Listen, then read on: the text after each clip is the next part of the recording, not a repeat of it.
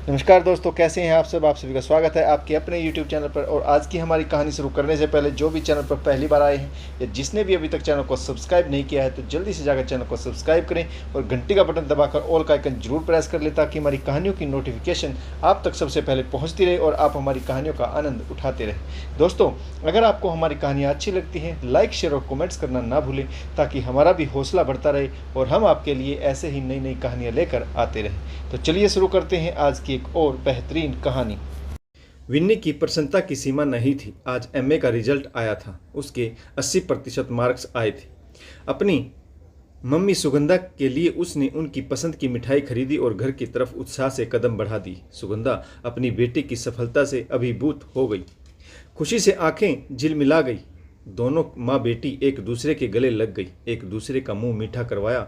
घर में दो ही लोग थे। विन्नी के पिता आलोक का देहांत हो गया था। सुगंधा सीधी सादी सरल हाउसवाइफ थी। पति की पेंशन और दुकान के किराए से घर का खर्च चल जाता था। शाम को वे कुछ ट्यूशन भी पढ़ाती थी। विन्नी ने ड्राइंग एंड पेंटिंग में एमए किया था। आलोक को आर्ट्स में विशेष रुचि थी। विन्नी की ड्राइंग में रुचि देखकर उन्होंने उसे भी इसी क्षेत्र में आगे बढ़ाने को प्रोत्साहित किया था। विन्नी भी शाम को कुछ बच्चों को ड्राइंग सिखाया करती थी। पेंटिंग के सामान का खर्च वह इन्हीं ट्यूशन से निकाल लेती थी। सुगंधा ने बेटी को गर्व भरी नज़रों से देखते हुए उससे पूछा, अब आगे का क्या इरादा है? फिर विन्नी ने जवाब देने से पहले ही उसे छेड़ने लगी, लड़का ढूंढा जाए। विन्नी ने आंखें तरेरी, नहीं, अभी नहीं माँ, अभी मुझे बहुत कुछ करना है। क्या सोचा है? पीएचडी करनी है, सोच रही हूँ। आज ही शेखर सर से मिल आती हूँ, उन्हें ही अपना गाइड बनाना चाहती हूँ। माँ, आपको पता है ना, उनमें मुझे पापा की छवि दिखती है। बस वे मुझे अपने अंडर काम करने दें।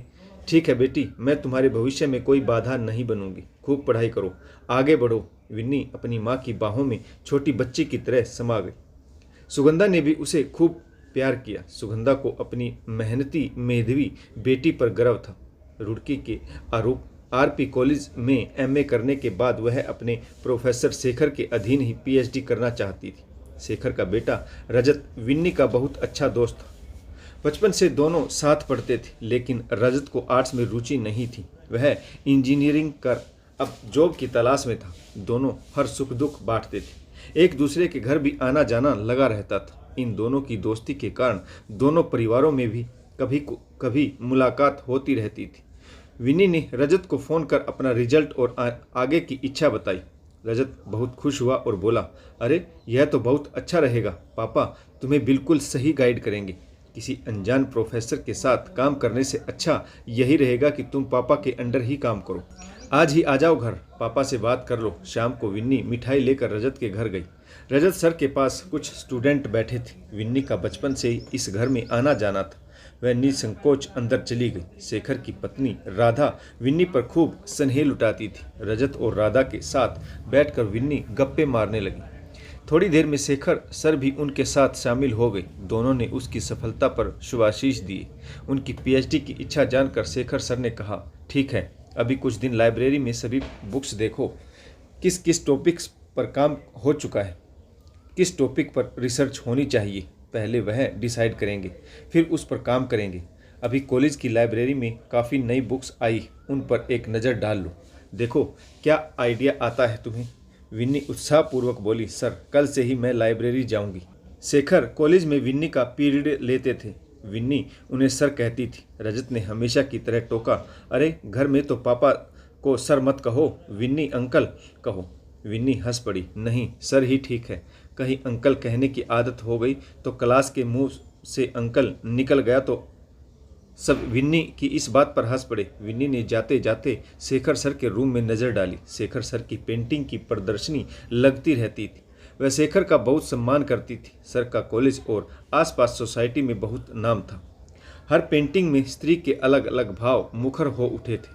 कहीं शक्ति बनी स्त्री, कहीं मातृत्व में डूबी स्त्री आकृति, कहीं प्रेयसी का रूप धरे मनोहारी आकृति, कहीं आराध्या का रूप लिए ओजपूर्ण स्त्री आकृति। शेखर के काम की मन ही मन सराहना करती हुई विन्नी घर लौट आई और सुगंधा को शेखर की सलाह बताई। अगले दिन से ही विन्नी लाइब्रेरी में किताबें पढ़ने में बिजी रहने लगी। 15 दिनों की खोजबीन के बाद उसे एक विषय सूझा। वह उत्साहित सी शेखर के घर की तरफ बढ़ गई। उसे पता था रजत अपने दोस्तों के साथ कहीं गया हुआ है, परंतु राधा आंटी तो अक्सर घर में ही रहती थी। पर शाम को जिस समय विन्नी शेखर के घर पहुंची, राधा शेखर सर की पत्नी किसी काम से बाहर गई हुई थी। शेखर सर घर में अकेले थे। विन्नी ने उन्हें विश किया और पूछा, आंटी नहीं है? उन्होंने कहा, अभी आ जाएंगी, आज बाकी स्टूडेंट नहीं है। नहीं, आजकल उन्हें कुछ काम दिया हुआ है, पूरा करके आएंगे। सर, मैंने लाइब्रेरी में काफ़ी कुछ देखा। भारतीय गुफाओं में भित्ति चित्रण, इस पर कुछ काम कर सकते हैं। हाँ, शाबाश, कुछ विषय और देख लो, फिर फाइनल करेंगे। सर, शेखर सर आज उसके सामने बैठकर जिस तरह से उसे देख रहे थे, विन्नी कुछ असहज सी हुई। वह जाने के लिए उठती हुई बोली, ठीक है सर, मैं अभी और पढ़कर आऊँगी। सच है, गृहस्थ हो या सन्यासी, सभी पुरुषों के अंदर एक आदिम पिशाच वृत्ति छिपी रहती है। किस रूप में, किस उम्र में वह पशु जागकर अपना विभत्स रूप दिखाएगा, कुछ कहा नहीं जा सकता।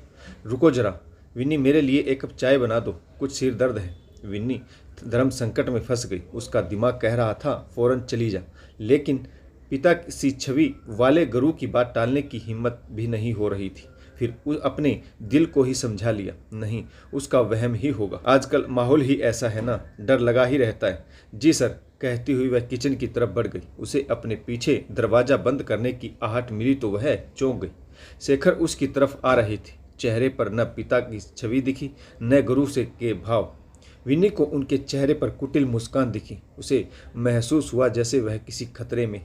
शेखर एकदम उसके पास आकर खड़े हो गया। उसके कंधों पर हाथ रखा तो विन्नी पीछे हटने लगी। नारी हर उम्र में पुरुष के अनुचित स्पर्श को भांप लेती है। शेखर बोले, घबराओ मत, यह तो अब चलता ही रहेगा। थोड़े और करीब आ जाए तो रिसर्च करने में तुम्हें आसानी होगी। मैं तुम्हारी हर मदद करूंगा। नागिन सी फुंकार उठी विन्नी, शर्म नहीं आती आपको? आपकी बेटी जैसी हूं मैं।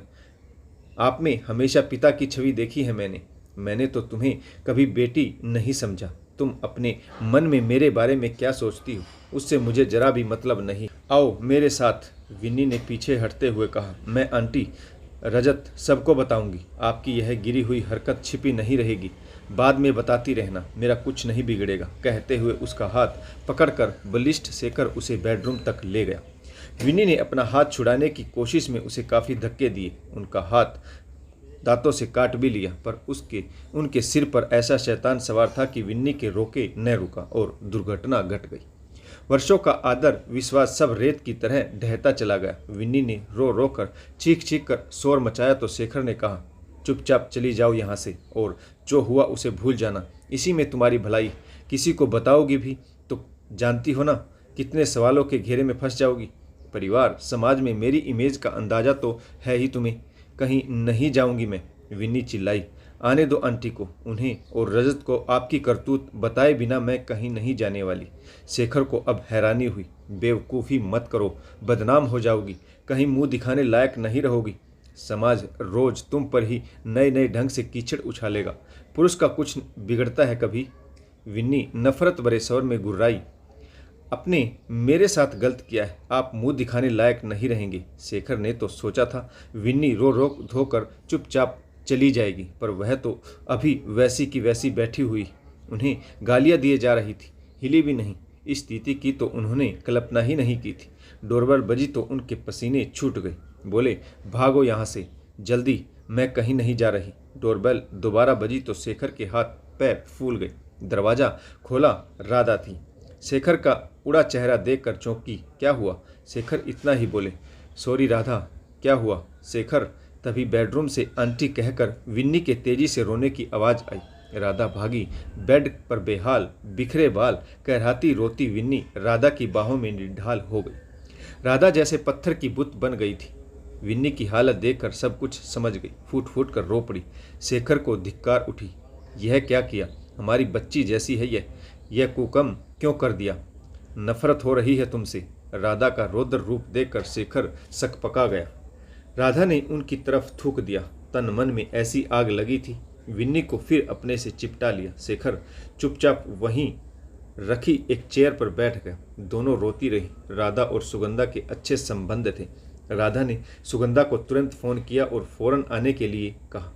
घर थोड़ी ही दूर था। सुगंधा और रजत लगभग साथ साथ ही घर में घुसे। सब स्थिति समझकर सुगंधा तो विन्नी को अपनी मर्ग छोने सी प्यारी बेटी को गले से लगाकर बिलक उठी।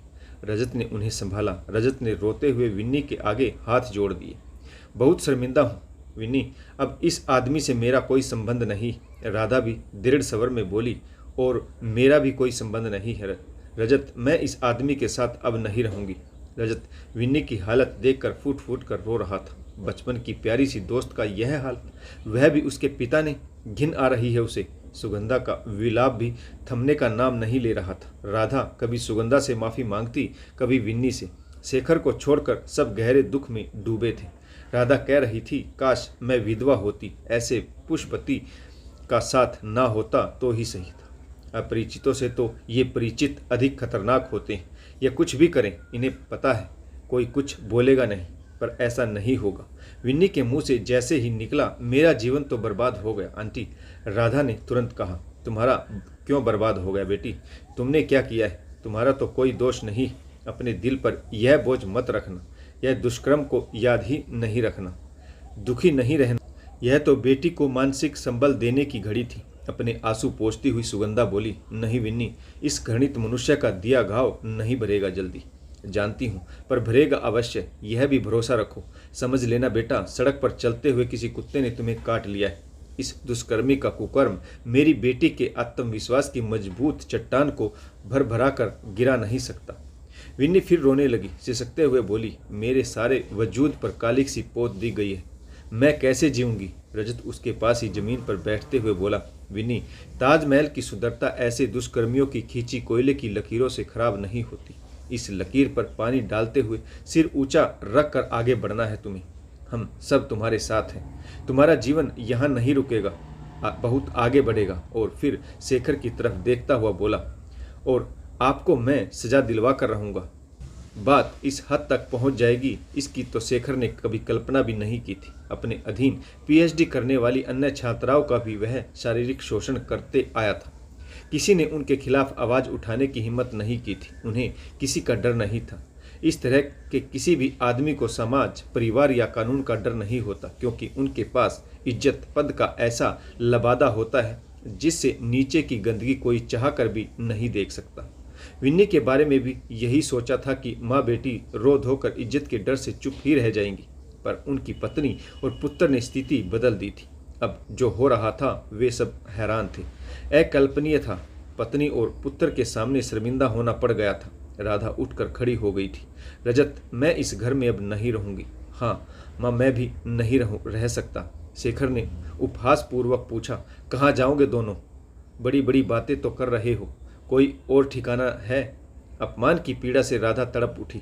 तुम्हारे जैसे दुष्कर्मी पुरुष के साथ रहकर सुविधाओं वाला जीवन नहीं चाहिए मुझे। माँ बेटा कहीं भी रह लेंगे, तुमसे संबंध नहीं रखेंगे। चलो रजत, अपने घर के अंदर अगर इस घिनौनी करतूत का विरोध नहीं किया तो बाहर भी औरतें कैसे लड़ पाएंगी और हमेशा रिश्तों की आड़ में शोषित ही होती रहेंगी। परिवार की इज्जत, रिश्तेदारी और समाज के ख्याल से मैं चुप नहीं रहूंगी। सुगंधा भी विन्नी को संभालते हुए उसका हाथ पकड़कर जाने के लिए खड़ी हो गई। अचानक कुछ सोचकर बोली, राधा, चाहो तो आज से तुम दोनों हमारे घर में रह सकते हो। रजत उनके पैरों में झुक गया। हाँ आंटी, मैं भी आ रहा हूँ आपके घर। चलो चलो माँ, अभी बहुत लंबी लड़ाई लड़नी है, साथ रहेंगे तो अच्छा रहेगा। और विन्नी, तुम एक दिन भी इस कुकर्मी के कुकर्म को याद कर दुखी नहीं होगी। तुम्हें बहुत काम है। नया गाइड ढूंढना है, पीएचडी करनी है, इस जानवर की रिपोर्ट करनी है, इसे कोर्ट में घसीटना है, सजा दिलवानी है, बहुत काम है। विन्नी चलो। चारों उनके ऊपर नफरत भरी नज़र डालकर निकल गए। अब शेखर को साफ साफ दिख रहा था कि अब उसके किए की सजा उसे मिलकर रहेगी। अगर विन्नी और सुगंधा अकेले होते तो कमज़ोर पड़ सकते थे, पर अब चारों साथ थे तो उनकी हार तय थी। शेखर को सजा हुई। जीवन भर की कमाई हुई इज्जत, शोहरत सब मिट्टी में मिल गई। इस कहानी में मैं यह विशेष रूप से आप सभी को समझाना चाहता हूँ कि स्त्री चाहे ऑफिस, स्कूल, कॉलेज या चाहे किसी भी स्थान पर हो और अकेली महसूस करे तो चाहे कितना भी भरोसेमंद व्यक्ति उसके साथ हो, उसे तुरंत ही वह स्थान छोड़ देना चाहिए। जैसा कि इस कहानी में हुआ। अगर विन्नी प्रोफेसर की बात ना मानकर अपने घर वापस लौट जाती तो उसके साथ यह बुरा हादसा ना होता। तो दोस्तों, आपको यह कहानी कैसी लगी कमेंट्स करके जरूर बताइएगा। आशा करता हूँ कहानी आपको जरूर पसंद आई होगी। इस कहानी में आपको किस पात्र की भूमिका अच्छी लगी और इस कहानी से आपको क्या सीख मिली, यह भी कमेंट्स करके जरूर बताइएगा। तो कहानी पढ़ने के लिए आप सभी का बहुत बहुत धन्यवाद। जय हिंद, वंदे मातरम, भारत माता की जय, जय जवान और जय किसान।